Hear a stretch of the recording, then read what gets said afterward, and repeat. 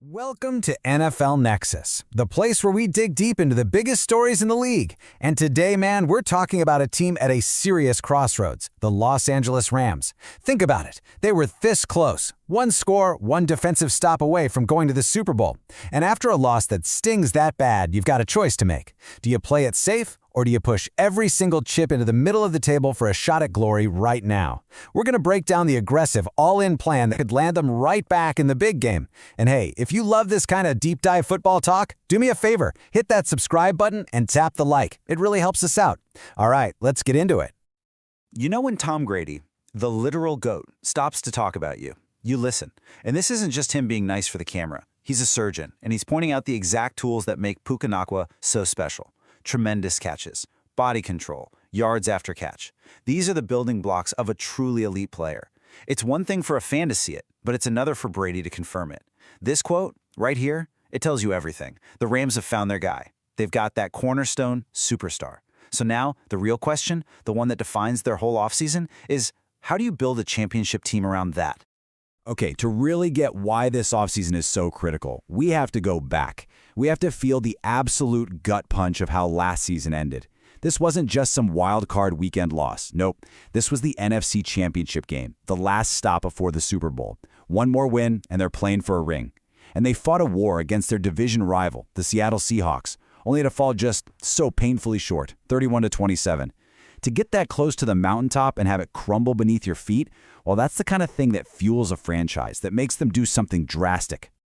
And if you want to understand the Rams' problem in a single snapshot, this is it. Look at these numbers from Nacua in the biggest game of his life. 9 catches, a monster, 165 yards, and a touchdown. He was practically unstoppable. He did literally everything you could ask a #1 receiver to do with the season on the line, and they still lost. That's the cold, hard truth of the NFL, isn't it? One guy, no matter how incredible he is, he just can't do it by himself. This game was a massive wake-up call for the front office. It basically screamed, you've got the superstar, now go get him some help. So, before we dive into who they should sign, let's just take a moment to really appreciate the rock they're building this whole thing on. Puka Nacua's 2025 season, it wasn't just great, it was legitimately historic. I mean, this was the season he transformed from a really promising young player into one of the most feared, can't-be-stopped offensive weapons in the entire league. This wasn't a fluke. It was an arrival. Let's just run through the numbers that prove he's the real deal. Let's start right here with this number 129. Just let that sink in. That wasn't just the most catches on the Rams. That was the most catches by any player in the entire National Football League. In today's game, with so many incredible receivers, Puka Nacua was the guy getting the ball more than anyone else. That tells you everything about his role. He's the engine. He's the guy they look for on 3rd and long. He is the definition of a reliable, high-volume target. And all those catches led to this, 15 yards. This is just a massive, massive number. And it goes right back to what Tom Brady was talking about, the yards after the catch. This isn't just about running perfect routes. This is about pure, raw talent. Catching a 5-yard pass and turning it into a 25-yard gain by sheer will, breaking tackles and making guys miss. A number this big doesn't just put you in the conversation of elite receivers, it puts you right at the head of the table. And finally, the most important stat of all, 10 touchdowns. Because it's great to move the chains, but you gotta finish drives. And that's what he did, 10 times. He's the guy they trust in the red zone, where the field gets tight and you have to win those physical one-on-one battles. So you've got the volume, you've got the huge yardage, and you've got the scoring. That's the complete package. That's a true #1, no doubt about it. And look, it wasn't just us watching at home that saw it. The entire league had to stand up and take notice. He got his first ever first-team All-Pro selection. Now that's the big one. That means the experts, the writers, they all said he was the absolute best wide receiver in the entire sport that year, period. He was a Pro Bowler, of course, he was a finalist for the official Offensive Player of the Year, and he even got that personal trophy from Tom Brady himself. The hardware speaks for itself. Puka Nacua is officially a certified superstar. So, let's recap. We've laid it all out. Puka Nacua had an absolutely legendary, award-winning season. The Rams have their guy to build around for the next decade. And yet, where were they on Super Bowl Sunday? At home, on the couch, just like the rest of us. And that brings us right back to the central, kind of painful question of their season. So it's time to shift gears. Let's stop celebrating the individual for a second and start diagnosing what went wrong for the team. This right here is the question that's probably keeping Sean McVay and the whole Rams front office up at night. I mean, think about it. You've got the proven head coach, you've got a franchise quarterback, and now you have a top 3 receiver in the league. All the big, expensive pieces are in place. So what gives? What's the missing ingredient? Well, the answer is in the details, in the little cracks in the roster that a true championship team like Seattle knows exactly how to find and exploit. And fixing those cracks is what this whole offseason has to be about. All right, so that leads us to the plan. It's time for the Rams to stop planning for 3 years from now and start buying for this year. It's officially all in time. We're not talking about finding some solid role players or a few guys for depth. No, we're talking about going out and writing some massive checks for established, blue-chip players who can walk in on day one and make this team better. So let's break down 3 specific free agents who could be the final pieces of that Super Bowl puzzle. First things first, let's stick with the offense. On the left, you see the Rams' offense as it is now. It's really good. It's built around Nacua just dominating underneath and in the middle of the field. It's efficient, it's methodical. But now, look at the right. When you add a guy like Alec Pierce, you don't just add a player, you fundamentally change the math for the defense. His only job is to run straight and run fast. Just his presence on the field makes the safeties back up 10 more yards, and that creates these huge gaping holes underneath for guys like Nacua and Cooper Kupp. The offense goes from a team that can grind you down to a team that can end the game with one throw.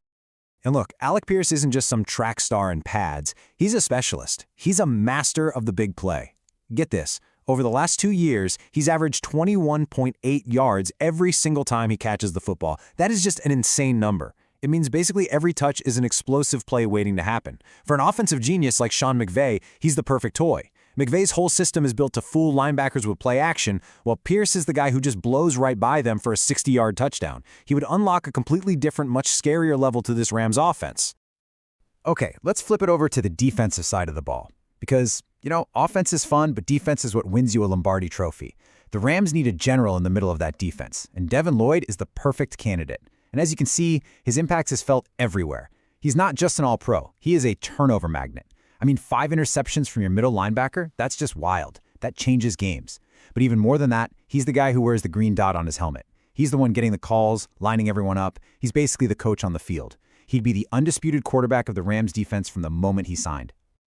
Now, we need to be really clear about this one.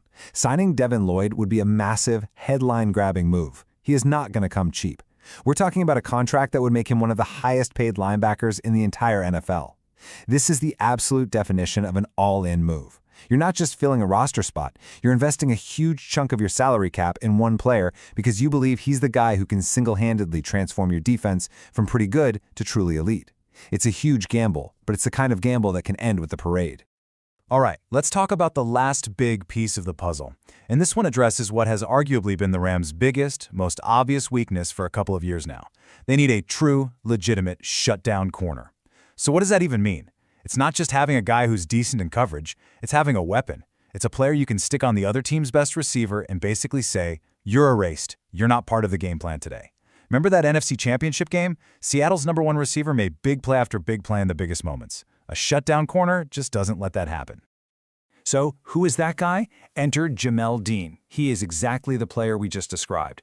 As the top corner for the Bucs, he spent his entire career shadowing monsters like Michael Thomas, DJ Moore, you name it. He's got the perfect recipe. He's big, he's physical, and he has the speed to run with anyone.